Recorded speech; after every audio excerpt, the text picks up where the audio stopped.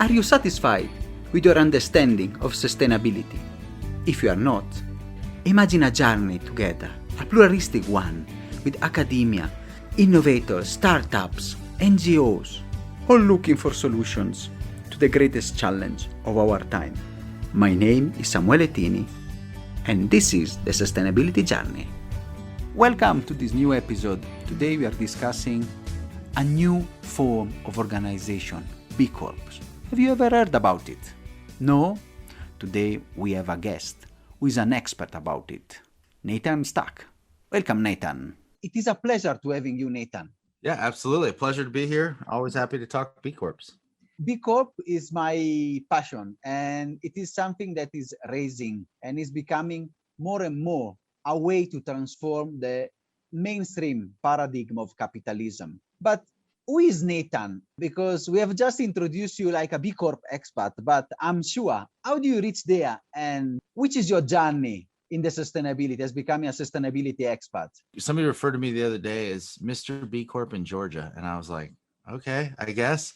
I had been in the working world I graduated from undergrad in 2004, had been in the working world for 10 years, and then got completely, I don't want to say jaded on capitalism, but I got burned out on and I love business. I like my undergrad, I was international business. I love solving business problems. I love the idea of capitalism as far as getting paid with the market values and supply and demand shifts. And I think it's so cool. And I think it's one of a kind. And I've, without going too hard on a rabbit hole, I have family from East Germany. I have real world experience with different economic systems. And I think capitalism is brilliant.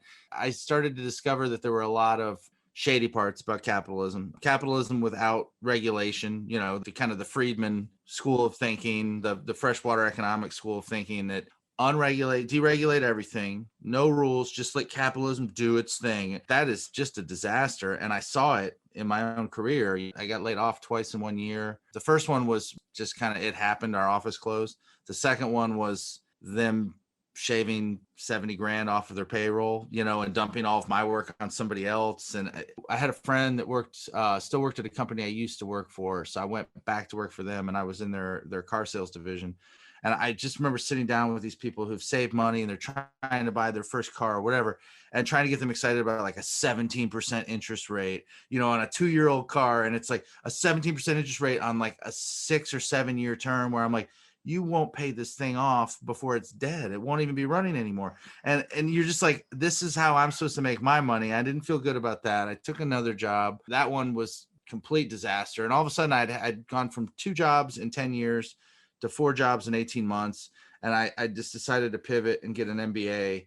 And while I was doing my MBA, I worked on a B Corp project. And since then, it rejuvenated my love for capitalism and my love for business. And I found my tribe. I found a group of people, a group of business leaders that I was no longer as you're coming up in your career, especially in the States, I think anywhere, people look at you and you have these well, but that's unfair. And they're like, oh, young guy, or you little kid, you'll figure it out one day. You'll understand how business works. Just do it. And, and it's kind of this hey, you just don't understand business yet, but you will. But we just do things really shady, and you're like, but why? And then I get into this B Corp world and everybody's like, you do business the right way. Yeah, well, of course we would. How else would we do it? And you're like, oh my God, I love you. I love B Corps. And so I just took that and ran with it. And since then, I helped the company certify while I was doing my MBA. And then I went to work for them and I helped them finish the certification. And then by default, I kind of became their beekeepers, what we call them, where you're the internal person. You're monitoring all these things that you've now quantified and you've set goals around. You have KPIs around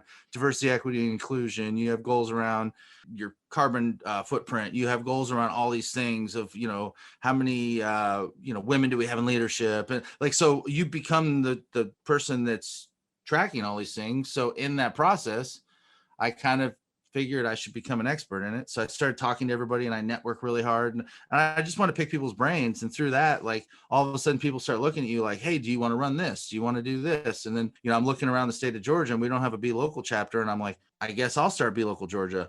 And then people were like, hey, we need help certifying our business as a B Corp. And I'm like, I guess I can do that. And, the University of Georgia, all of a sudden we're running projects out of the university. And they're like, hey, do you want to teach the B Corp class? And I'm like, I guess I want to do that too. And so it just kind of like happened organically, but I mean, a lot of hard work as well, but I love this movement and I'm passionate about this movement. And I think I was texting a friend the other day. I think it's our last best chance. And, he was giving me grief about ESG and marketing and greenwashing. And I'm like, hey man, I hear you, but I think the B Corp movement is our last best chance to get businesses on board and for businesses to lead the societal change we need.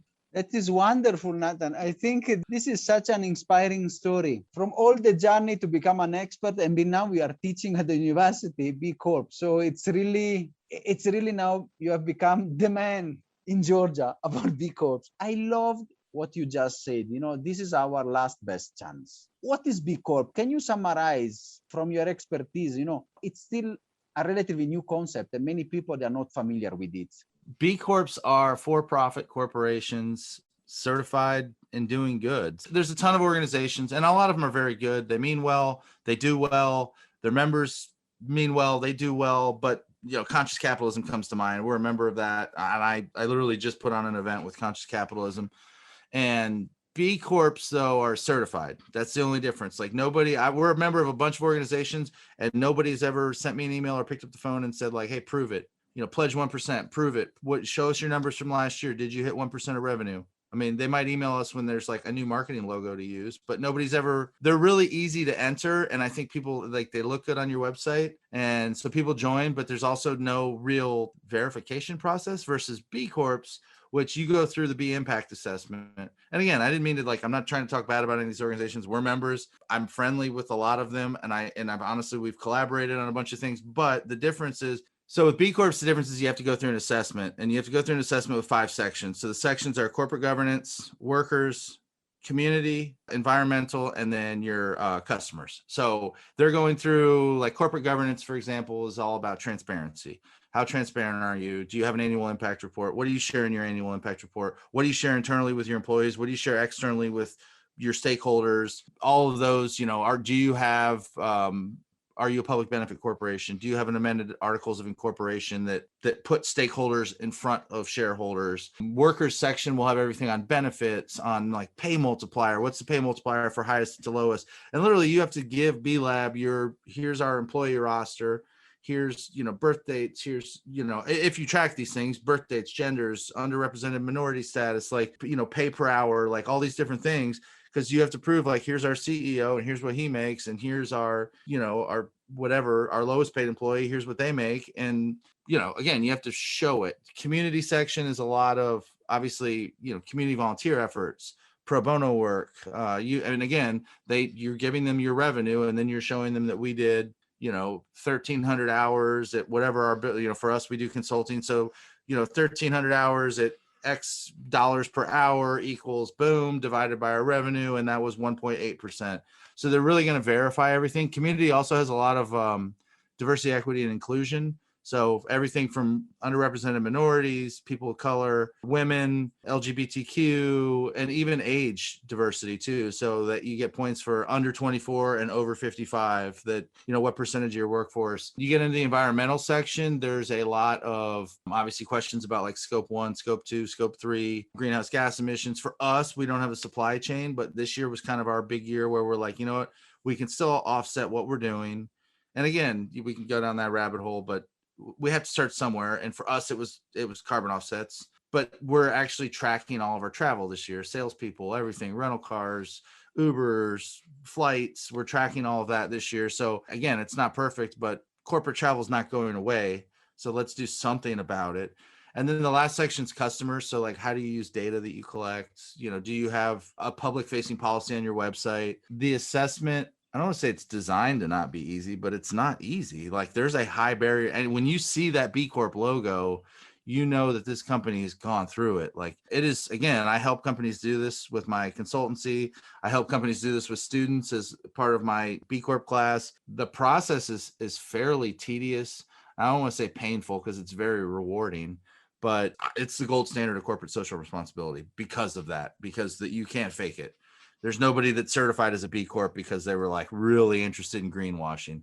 Like if if that's why they did it, then tip of the cap, but they're still pretty good. The main difference between the many others way to discuss and claim sustainability is that B Corp, the certification is the core and the nucleus, the one that also guarantees within this very difficult process. Can you explain a bit how it works? How many points you have to get, what is implied, and then is it renewable? Is it for life? How it works? Yeah, absolutely. Great question. So you have to get a minimum of 80 points out of a possible 200. I always joke with my students. I'm like, yeah, for those of you somewhat decent at math, that's a 40 if you were taking an exam, which is a failing grade, but it's really hard to get to 80. So you have to get to 80. And then once you submit, there's a legal requirement where you do have to amend. If you're an LLC, you have to amend your articles of incorporation. And now if you're an S Corp or a C Corp, you actually have to if your state has the legislation, you have to reincorporate as a public benefit corporation. Once you do all of that and you upload all your documents and all your documentation for B Lab, they will schedule you for a verification where they're going to go through all the stuff you've uploaded or ask for more. And then once you get through all that, they assign a standards analyst and you actually go through an audit, and you get on like a 2-3 hour call, and they run through the entire assessment question by question with you and basically kind of ask you, well, why did you mark it that way? Can you talk about this one? And at the end of it, and as you go through the call, I mean, our first call, we went through our first audit call back in I think it was late 2017. And we finished the call with we went from 83 to 79. And then we got to the end of the call, and I'm sitting on this call, freaking out. And then by the end of the call, he was like, well, actually, you guys have grown, so you're on the wrong, there's a track that you have to be in. And we had grown out of the track when we started, we were in the 1 to 10 employees when we started this. And now we had 25, I think 25, 30 employees. So now we were in the 10 to 50 or whatever. So when that changed, now we qualified for some new questions around benefits. And so we actually ended up at an 85. But yeah, you go through that audit part, and then essentially then you do have to sign the Declaration of Interdependence, which is very cool. Basically that we're all in this together, and we'll work together, and we'll support each other, we'll collaborate with each other, we'll open doors for each other. And then once you get through all that, basically you're certified. The fun part is, or I guess not I wouldn't call it fun. Again, going back to the gold standard of corporate social responsibility, 2.5 years later, you find yourself going through this assessment again, because every 3 years you have to resubmit. And you have to re-up your certification. I mean, for us, it was very difficult because we'd gone from, 25, we started with probably 8 or 9 employees. We certified with around 25. And then by the time we recertified, we had 110, and I know we're already up at 104, and that was earlier this year. We're at 140 now. So I'm not really looking forward to 2.5 years from now. But I think that the cool part about that is you can't get your it really eliminates greenwashing, because you can't just get your certification and then immediately start dumping trash behind your building again. Once you get it, you're like, all right, for most B Corps, I would say 99.9% of us, we look at it's like a video game. How much higher can I get my score next time? So yeah, there's a whole recertification process. But I would also say too, if you're ever going to go through it, and if you're thinking about going through it, find help, reach out to B Lab, find consultants. Ask me, send me an email. I'm happy to at least point you in the right direction. There's consultants in the UK and all over Europe. There's consultants on the West Coast. There's consultants on the East Coast. I know B Lab Africa's office is in Kenya. I'm sure they'd be happy to jump in and help. Southeast Asia has a B Lab office. There's opportunities to get assistance. Don't reinvent the wheel. Reach out for help. If you need to write a handbook, there's a lot of stuff that's pretty easy to do that I think a lot of companies get lost in. That is very, very interesting. And really, what you just said is the network, not the creation of a network. 2 questions came to my mind. The first one is related. How long does it take? This process, very tedious, and the auditing, how long does it take, for a company? And maybe anticipating, that, linking to that. You said it's very difficult. Maybe the timing, I suppose, will not be very short. So somebody from the other side that is listening to us is saying, hey, why should I put myself in this hell? So Nathan, which are the benefits, of being a B Corp? It is difficult, and I like that about it. Don't get me wrong, when I'm going through the process, I hate it. It's not fun. And I'm not a detail-oriented person. So for me to pay attention to all these different spreadsheets, but at the same time, I'm so passionate about the movement, literally people will hire me to help them do it because I know about it, which is something interesting, you know, and we have the student groups, and I think getting that help makes it a lot easier because again, like our company, we took 2 years to do it because we were students working on this project for my now boss, and we didn't know what we were doing. We didn't have a handbook template. We wrote a handbook from scratch. I mean, we were writing, you know, lactation break policies from scratch. And it was like, I don't know why I forgot that search engines exist. All these things are out there. So I think the value in it is because, yeah, I'm sitting here going like, oh, it's just an absolute pain, you know, like, but it's worth it. And it is, because I think what it gets you to do is it gets you to quantify metrics and establish key performance indicators, KPIs that you probably never thought about before. I think a lot of people like measuring your community impact. I don't know. We volunteer. I don't know. We give everybody, you know, we give everybody a week off. What percentage of your people took advantage of the week off? How many hours did you volunteer? What percentage of your revenue was it? Most companies will probably look at you and go, I don't know. But, you know, here's a picture of our team planting trees at the park, you know, like, so, you know, even for us, like the diversity, equity, inclusion, like we started this process. I don't think we thought about it. We had good intentions, but when we started the company, we just kind of, it was two guys that had worked together and they started this business and they're working in the basement and then they got an office and then they're hiring people. And like, they hired, you know, one of our co-founders, his nephew was our second hire. Like it just happened like most businesses happen. And, you know, all of a sudden we go through the B Corp process and we get to the end of, I mean, we got certified in 2018, we get to the end of 2019 and we kind of starting, and every year we were looking at these things now because we had to do it for this, you know, it's like, okay, we were 80% white male. Okay, now we're 73% white male and we're in the IT space. And it was like, I think that being a B Corp made us go, that's not good enough. Like, and the excuse of like, well, we're, you know, it's an IT company and it's just a bunch of white dudes and it is what it is. It was never enough for us to just shrug our shoulders and say,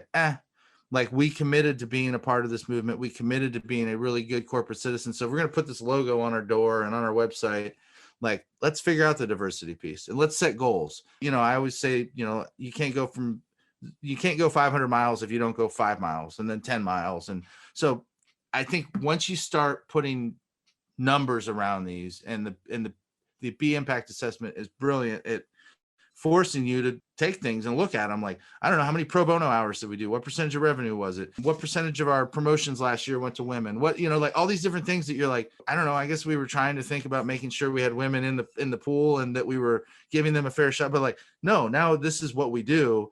And then I think, you know, then your people catch wind of what you're doing and then they're bought in. And it's just, long story short, my ramblings, it's made us a much better company. It's just this incremental improvement in this like video game that you're the gamification of, just like you would with revenue or profitability or cost of goods sold. They're KPIs that somebody's in charge of.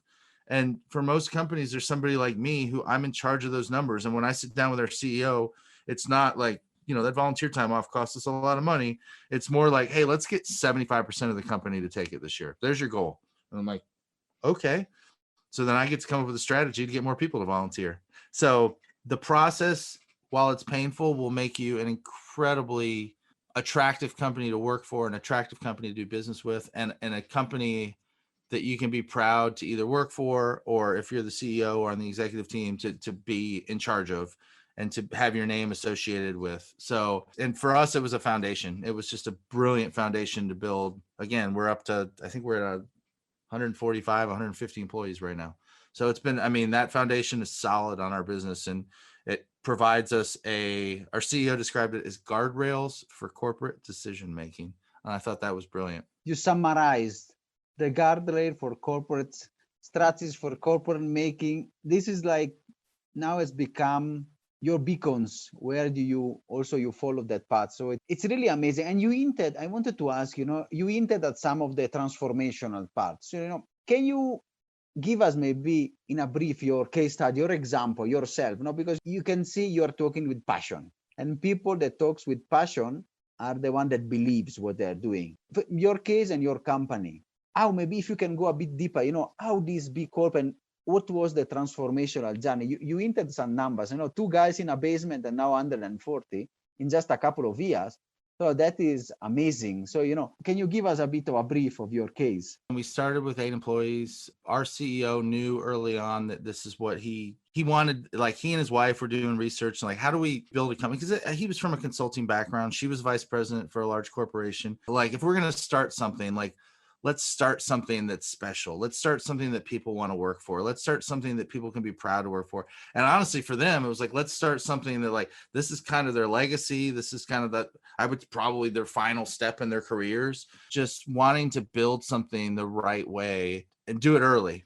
Because I think it's much easier to kind of put these tent poles in early on. I mean, there was a lot of things in that assessment. Like, we were just like, oh, absolutely, we do that. Like, annual impact report, where it was like, I remember checking the box when I was a student, and then all of a sudden, like, we hadn't submitted yet, and we're getting towards the end of 2017. I now work for these guys, and I was like, well, I guess I better do that annual impact report. And that was our first annual impact report. Like, just little things like that it was like, okay. And it was like, all right. And then incrementally from there, you're like, okay, how do I motivate more people to volunteer? So I was like, you know what, in that annual impact report, I'm going to make a volunteer of the year.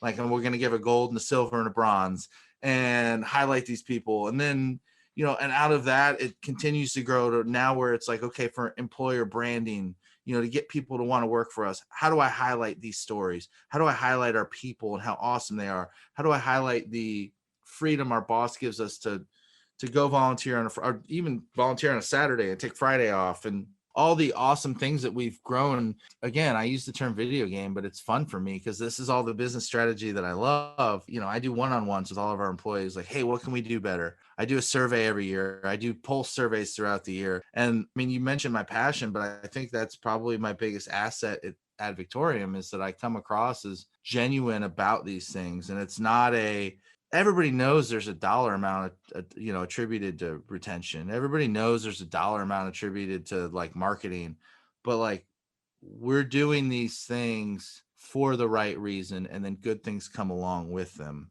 So I think that that's been our biggest success. And honestly, it's probably helped us grow as far as attracting the right people, bringing on the right clients, retaining them. Happy people make happy clients. They come back for more business. And so all of these things come into like, making us a much better company. And we had an example a couple of years ago where we started hiring out of undergrad, and we're like, we do Salesforce consulting. The market, there's more jobs than there is qualified professionals. So we're like, we'll create our own training program. So we started hiring from the University of Georgia. And the first round, we got like no women applicants. So I was like, what does our job description say? So I looked at the job description. I'm like, okay, I've done my research. The check boxes is this long. Like, we were getting men, and we weren't even getting the majors we wanted. We were getting more like people that wanted to write code. And it's not really what we do. And so we reworded it. We got a bunch of women applicants in. Very proud of myself. I'm like high-fiving myself and patting myself on the back. And then the next round of interviews, I get an email that morning. So this is a year later, I think, when we were doing the next round. And we get to the second interview day where they, are the finalists that have gotten through the first interviews come to the office. And I'm so proud. Like, I think half of the finalists were women, and, we had a bunch of applicants. And I get an email from, at the time, I think she'd only worked for us for like 3 months at the time. Now she's like moved up significantly, and she's like, hey, was talking to so-and-so and so-and-so. And we looked at your calendar and we noticed who was in the office doing the interviews. And I'm like, okay. She's like, yeah, 12 people, like not the interviewees, like our employees that were going to be doing the round robin interviews, just 12 employees, 11 men. And I'm like, you're not wrong. And I had just thought in my mind of like, okay, like who's in the office today, who can do who's been here long enough to start interviewing people. And that was beautiful. Like that was, I didn't take it personally. I took it like I got room for improvement, and my unconscious bias shined through. And then I didn't think about that. I didn't think about the experience of the interviewee going through an interview where she's just sitting across from a bunch of men all day, not really seeing herself at this company she's interviewing to work for. And so we sat down with them. It was like, okay, so every final round since then has been a very good split of who is represented on our side during the interviews, so people see that what our company actually looks like. But those types of stories, I think, make companies better. And having a CEO, having somebody like me in my seat that looks at that and doesn't go like, geez, "No, we can't do anything right. They're always going to complain." Having us look at that and go, I remember my CEO was actually the one who looked at me because I was like, "Jeff, look at this email." And he goes, "Well, they're not wrong." And so we got on a call immediately and we fixed it. But it's made us more strategic in what we're doing, more intentional in what we're doing. And it puts this greater lens on how we're doing things. And I think that's a problem we see in society in general. Like, you want to cancel that person immediately because they didn't get that interview thing right. And I think everybody's trying to do better. They're trying to learn. My intention wasn't to do that. My impact was that I did. So, the B Corp world, we always say intention, not impact. Impact, but what was the intention?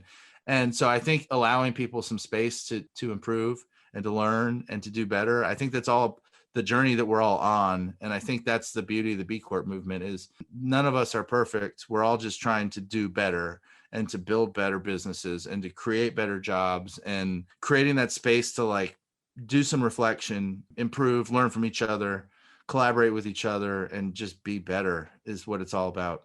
I really like this, what you say, it is a process. It is not that, it is a journey that you have to do together, and it really improves every aspect. Even this story, it shed a light, it casts a light very interesting on how, small decision on how to be inclusive, and also helping you retain different talents, which maybe in such a panel would not have been, felt comfortable to work with. It's really interesting how there is this mental shift. I want to ask you, you said you are a consultancy, you are helping others. Is B Corp for everybody, or is just for consultancy? Is for who? Oh, that's a great question. I'd love to think B Corp's for everybody. You're starting to see more multinational brands certify, like Danone, the French is the parent company, but they've got like 50 subsidiaries around the world. Danone North America is now the biggest B Corp in the world. So it can be done. There are certain limitations in that some people they want to stay an S Corp or they want to stay a C Corp. Somebody asked me, I did a podcast and I was talking about one of the companies I work for. They said, "Do you think they could be a B Corp?" And I said, "They could be, but they never will be." Like there's certain companies that still are very old school Friedman style.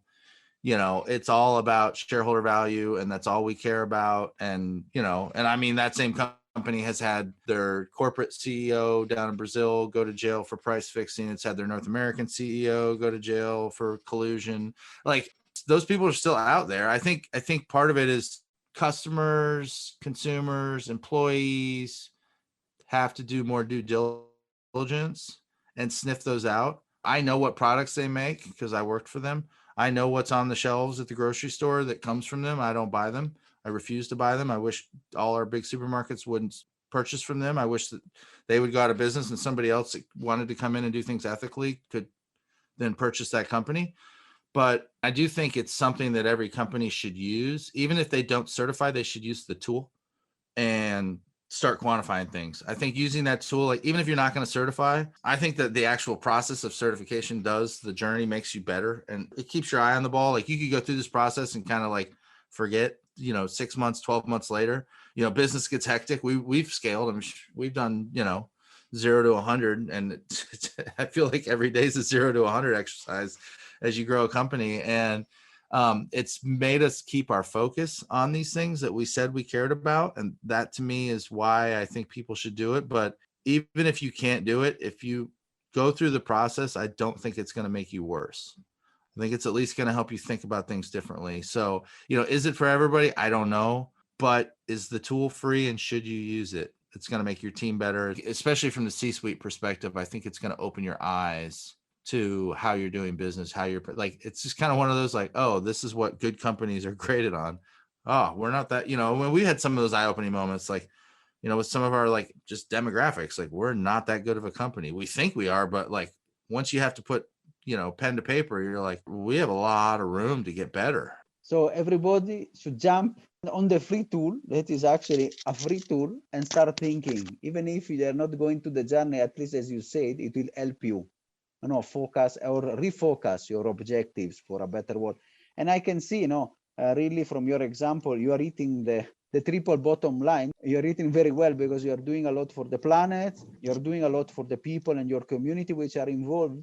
But you're also a profitable company which has grown from just a couple of people now to 100 and plus. It's really a rewarding journey. I think that's important too, because, and I love that you highlighted that, because I think some of the critics think B Corp's like, oh, that's nice. There's a subset of people who, we'll call them the Friedman holdouts, whatever you want to call them, that I think are rooting for us to fail. And I think it's really rewarding to see companies like Patagonia and Ben & Jerry's and Denon and even us with 150. Like, it's cool to see that, like, hey, guess what? We're doing a ton of good in the world, and we're making money, and we're growing, and we're closing deals. Like, we're still doing all the things that, like, you're taught to do in business school.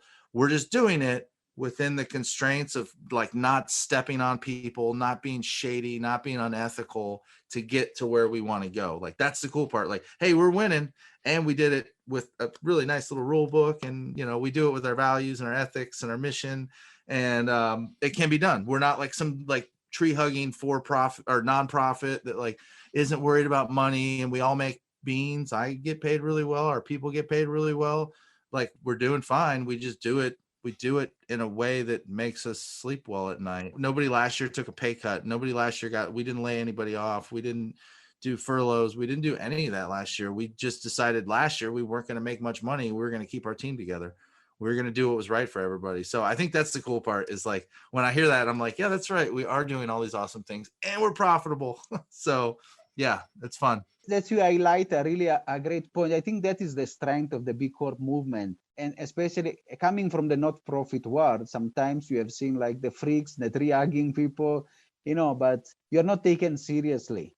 But now, I mean, as doing my MBA, as you've done, and the work, there is a way to do things differently and still make money, and actually doing it, as you said, in a way that you are not destroying the planet, but actually, or the people, but really doing in a different way. Nathan, I want to ask you, you know, after this wonderful episode, we felt your passion. You are really the B Corp man in Georgia. Now, which is your final message that you want to launch to the audience? The world needs us now more than ever. I mean, we've all seen the climate report. Somewhere back there's a couple Thomas Piketty novels. Like, wage, like, what is it? R is greater than G. Like, return on wealth is greater than like the growth of the economy. Like, you have all these things that are like statistically proven now. The income gap's getting worse. Historically, we've seen what happens when that happens. Climate change, like, honestly, we won't even be here to see what happens when R rapidly outgrows G, because the earth might just melt. Like, we're seeing all these things that we talked about for a long time and everybody pretended to care about. We're seeing it all play out, and now we're getting to the point where everybody said, prove it, and you're like, here's my data.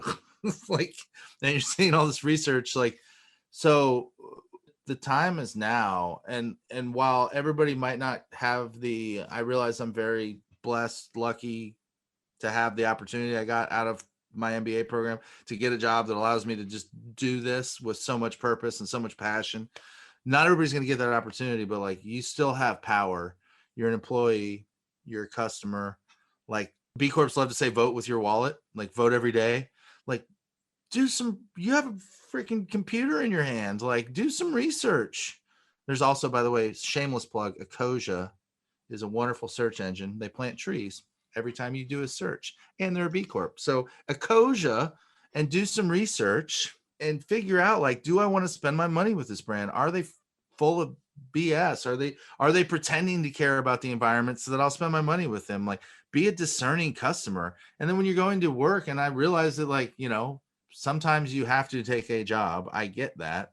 But for the most part, like, if you can afford to be picky with where you work, even if it's an entry-level job, like, and you have 2 offers, pick the better company. Do your research. Go on Glassdoor. Go on, you know, like, talk to employees. Where do you want to work? Like, or can I make a change at a company? Do they mean well, but they're not doing it yet? Can I go be a change maker on the inside? Like, be an activist in your own way. Like, you're not going to fix the world's problems. You're not going to fix climate change. You're not going to fix the income inequality and the wage gap and the wealth gap. You're not going to fix any of these things, but that's not a reason to just sit by and let it happen because, oh, well, I can't fix everything. You can go be a ripple of change in the world. So go do something. Like, go do your small part, and your ripple will meet my ripple, will meet somebody else's ripple. And then all of a sudden we've got like a tsunami fixing the world. So I guess that's my call to action, is do whatever you can, do whatever's in your power to be a force of good in the world. Nathan, I have no words to thank you, because that is actually a very practical and really practical call for action for everybody. Not to be overwhelmed by the bigger picture, but really be a change maker where you can and where you are. And the little you can start, it is already a step. And if everybody do a little step, the humanity will go a step further. Thank you so much, Nathan, for your time, and congratulations for your great work that you are doing. I'm sure we'll discuss maybe another time to see where you are going with your company and with your MBA that you are teaching now, the B Corp course that you are teaching at University of Georgia. And we look forward for the success of the B Corp movement. Thank you, Nathan. Wonderful. Thank you. Are you satisfied after this wonderful episode? In the next one, we'll talk about hospitality.